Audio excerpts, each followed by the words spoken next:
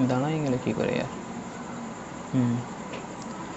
सबसे पहले हम देख सकते हैं यहाँ पे एक इंट्रोडक्शन लिखे हैं। ये सबसे पहले जनरल का इंट्रोडक्शन क्या है मैं आपको बता देता हूँ। जनरल एंट्री क्या है? जनरल एंट्री एक रोजनामचा है कहा जाता है। यह इसका हिंदी नाम है रोजनामचा। इसका अर्थ है कि प्रत्येक दिन में लेखा को दर्ज करना या लिखना होता है। जैसे हम लोग कुछ भी एक नॉर्मल सा आप देख सकते हैं, जैसे कि हम दुकान में भी कोई सामान लेते हैं तो उसका हम एंट्री करते हैं ना। अगर कोई उधार ले जाए या कैश ले जाए तो हम उसका क्या करते हैं, जनरल डायरी मेंटेन करते हैं। बिजनेस और दूसरे शब्दों में कहें तो व्यवसाय या व्यापार के जितने भी लेन देन हैं उसको हम लोग क्या कहते हैं, तिथि के अनुसार लिखना ही इसे जनरल एंट्री कहा जाता है। मैंने इसे डेट वाइज लिखते हैं। डेट वाइज का मतलब है जिस डेट को जितना गया है। जैसे आज का, अगर आज हम कुछ खरीदते हैं तो आज का डेट लिखेंगे, कल अगर कुछ खरीदे थे तो कल का डेट लिखेंगे। जो जिस दिन जैसा होता है, डेट से हमें क्या पता चलता है, डेट से हमें पता चलता है कि कौन सा ट्रांजेक्शन कब हुआ है। उसके बाद यहाँ पे लिखा है किसी भी व्यापार या व्यवसाय में रोज़ कुछ ना कुछ व्यावसायिक घटनाएं होती है और व्यापार को सुचारू रूप से और अच्छी तरह से चलाने के लिए इन व्यावसायिक घटनाओं को या घटनाक्रम को तिथि अनुसार लिखे जाने को ही जनरल एंट्री कहते हैं। जैसा कि आप जानते हैं कि किसी भी व्यापार या बिजनेस में डेली ट्रांजेक्शन है, कुछ ना कुछ होते हैं और व्यापार के सुचारू रूप से चलाने के लिए अच्छी तरह से इन व्यावसायिक घटनाओं को तिथि और लिखना बहुत ही ज़रूरी है। क्योंकि अगर आप एक एंट्री भी मैच करते हैं तो आपका बैलेंस शीट मैच नहीं करेगा, क्योंकि आप भूल जाइएगा। जैसे आपके एक हाथ में 10 रुपया है और वो 10 रुपये को में से आपने 10 रुपये खर्च कर दिए। अब उसे हिसाब करने के लिए आपको तो पूरा 10 रुपये कहाँ कहाँ खर्च किया है वो तो जानना होगा ना। अगर आप किसी भी 1-2 रुपये को मिस करते हैं तो आपको 10 रुपये का हिसाब नहीं मिलेगा, परफेक्ट हिसाब नहीं मिलेगा। इसलिए हम लोग जनरल एंट्री को डेट वाइज बनाते हैं। जैसा कि यहाँ पे एक डिफिनेशन और है, डिफ़ाइन करते हैं जनरल को। जनरल क्या है? ए डिटेल अकाउंट। डिटेल अकाउंट का मतलब क्या, हम इसका जनरल से फिर लेजर बनाते हैं, इसलिए डिटेल अकाउंट है। लेजर में सिंगल पोस्टिंग होता है। That record all the financial transaction. Financial transaction का मतलब होता है कि जिसमें पैसा से लेन देन हुआ। अगर आप कोई दुकान में जाते हैं और किसी चीज़ का दाम पूछ के, जैसे आपने एक मशीन लिया, एक मशीन का दाम पूछा और ख़रीदा ही नहीं, तो वो एक ट्रांजेक्शन नहीं है, वो एक इवेंट है। हाँ, अगर आपको उसे ट्रांजेक्शन बनाना है तो आपको उसमें पैसे का लेन देन करना होगा, कुछ ना कुछ ख़रीदना होगा। अगर पैसे का लेन देन हुआ यानी वो एक ट्रांजेक्शन है, ठीक है। तो financial transaction of a business, कहाँ तो business to be use the future recalling of the account and the transfer of information to others official accounting records such as a general ledger. यह एक तरह का जनरल लेजर भी है। एक personal laser होता है और ये एक तरह का जनरल लेजर है। जनरल लेजर का मतलब है इसमें बहुत सारे एंट्रीज आते हैं, और जो पर्सनल लेजर होते हैं उसमें सिर्फ जैसे कैश है तो कैश का ही एंट्री आएगा, बैंक है तो बैंक का एंट्री आएगा, और मशीनरी है तो मशीनरी का ही एंट्री आएगा। हाँ,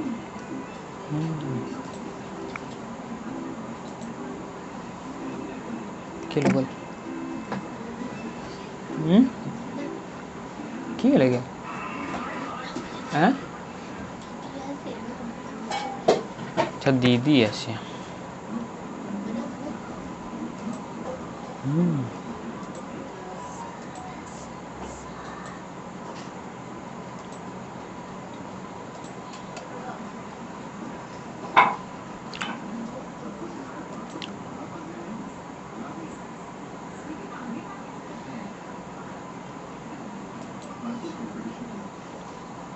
এটা बहुत लेटे काज कुछ है, लेकिन उसके बाद जैसा कि आप देख सकते हैं इसका ये इन्फॉर्मेशन टू अदर का मतलब मैं आपको बता देता। इन्फॉर्मेशन जितना भी ट्रांजेक्शन यहाँ पे जो reconciling of the account and the transfer of information, देखिए कोई भी पैसा कहीं भी ट्रांसफ़र हुआ इनका इन्फॉर्मेशन भी आपको मिल जाएगा। आपको अगर कुछ किसी के बारे में जानना है तो आप या उसका नाम लिख सकते हैं या डेट देख के भी उस एंट्री का पता लगा सकते हैं। जनरल एक मोटे तौर पर हम बोल सकते हैं कि एक रिकॉर्डिंग प्रोसेस है। किसी भी चीज़ को आप अपने व्यवसाय के जितना भी लेन देन को कैसे रिकॉर्ड करें उसी को है। आप जैसे अच्छा से रिकॉर्ड कीजिएगा तो आपको तुरंत ही मिल जाएगा। अगर आप अच्छे से नहीं लिखिएगा डेट वाइज तो आपको खोजने में परेशानी होगी। और बड़े बड़े बिजनेसमैन इसलिए अकाउंटेंट को रखते हैं क्योंकि उन्हें प्रॉब्लम ना हो, जितनी मैंने सेकेंडों में उनको आंसर मिलना चाहिए। मीन्स कि उनको ट्रांजेक्शन कब कितना उनका बैलेंस शीट में कितना प्रॉफिट हुआ, कितना लॉस, कितना एक्सपेंस, ये सब पता चल जाए, इसलिए वो जनरल को बनाते हैं। अब जनरल एंट्री के रूल्स क्या है मैं आपको बता दूं। सबसे पहले हम समझते हैं जनरल में क्या है। सबसे पहले आपको बता देता asset and expenses, liability and income. आपको बता दें कि एसेट क्या है। एसेट वो चीज़ें जो कैश से रिलेटेड हो या बैंक से रिलेटेड हो या जिसमें पैसा से रिलेटेड हो, मनी से रिलेटेड हो, वो हो गया एसेट। एक्सपेंसेस क्या है। एक्सपेंसेस जितने भी तरह के हमारे खर्चे हैं, एक बिजनेस के अंदर जितने भी खर्चे होते हैं वो सब एक्सपेंस है। उसके बाद लायबिलिटी, व्यवसाय करने के लिए हमने किसी तरह का कर्ज लिया है या हमने माल का पैसा नहीं भेजा है, वो लायबिलिटी होता है। और इनकम जो हमें प्राप्त होता है सामान को बेचकर या किसी तरह का रेंटल इनकम हुआ, किसी तरह का भी इनकम जो हमें होता है बिजनेस में। उसके बाद इसका रूल, सबसे पहले मैं आपको इसका एग्जांपल बता देता हूँ, सम एग्जांपल, उसके बाद मैं आपको रूल बताऊँगा।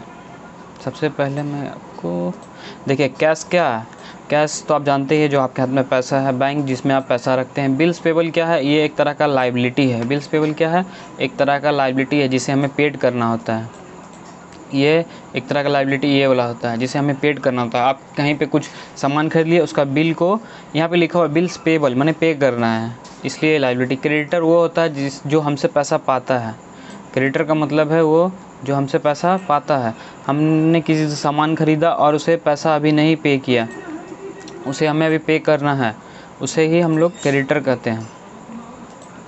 उसके बाद रेंट दो तरह का होता है। एक कंपनी को मिलता है, अगर कोई आपके गोडाउन में कुछ रखता है तो उसे आपको रेंट का इनकम होता है। और अगर आप किसी को जगह के लिए या गोडाउन रखने के लिए उसे पे करते हैं तो वो रेंट होता है। रेंट आप जानते हैं, जैसे हम लोग घर के लिए रेंट देते हैं, उसी तरह फैक्ट्री किसी तरह का कोई भी चीज़ लेता है, अगर वो किसी का मशीन लेता है, फर्नीचर लेता है या किसी और तरह का भी चीज़ लेता है तो वो कंपनी के लिए एक तरह का लायबिलिटी नहीं, एक्सपेंस होता है। एक्सपेंस क्योंकि वो उसे हर मंथ देते रहता है।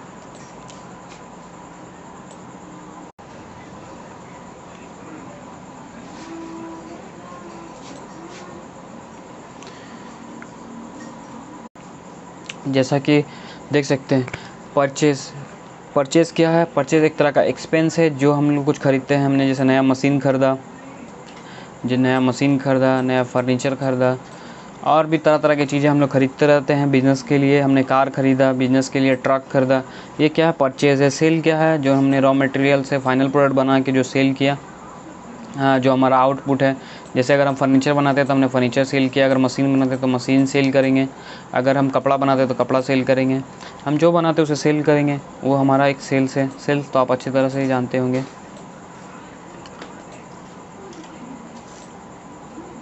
उसके बाद डेटर एक तरह का एसेट होता है। एसेट का मतलब वो होता है जिससे हम पैसा पाते हैं। जैसे हमसे कोई सामान उधार में ख़रीदा तो क्या, वो हमारा डेटर है, क्योंकि वो मुझे कभी ना कभी पैसा ही देगा। और एक होता है बैड डेप्ट। जब हमारा डेटर, एक होता है बैड डेप्ट मतलब जो हमारा डेटर जो हमें पैसा नहीं देता है। BAD डेप्ट, DEBT। बैड डेप्ट होता है जो अब हमारा डेटर हमें पैसा नहीं देता है तो क्या हो जाता है, वो बैड डेप्ट का हो जाता है। बैड डेप्ट का एक तरह का लायबिलिटी होता है। लायबिलिटी का मतलब है कि हमारा डेटर ने हमें पैसा पेमेंट ही नहीं किया, वो क्या हो गया, एक तरह का हमारा लॉस हो गया, अब देखिए, सबसे पहले मैं इसका रूल बताने जा रहा हूँ। रूल क्या है कि एसेट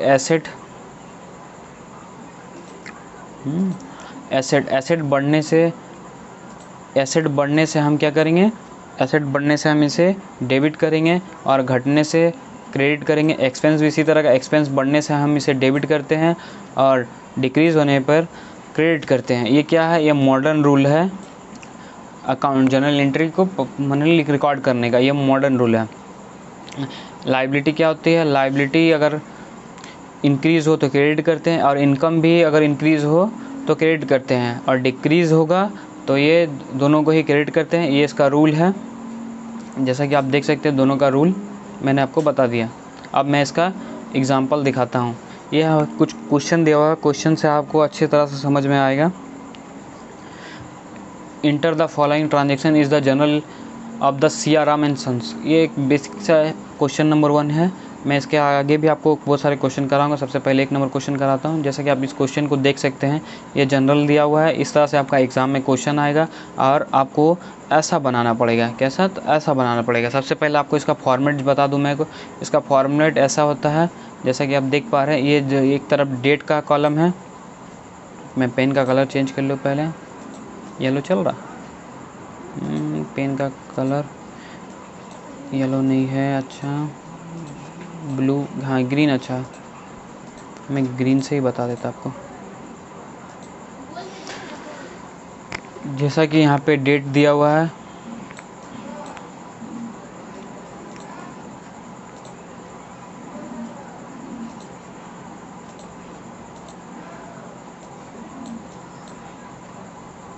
अरे यार पेन,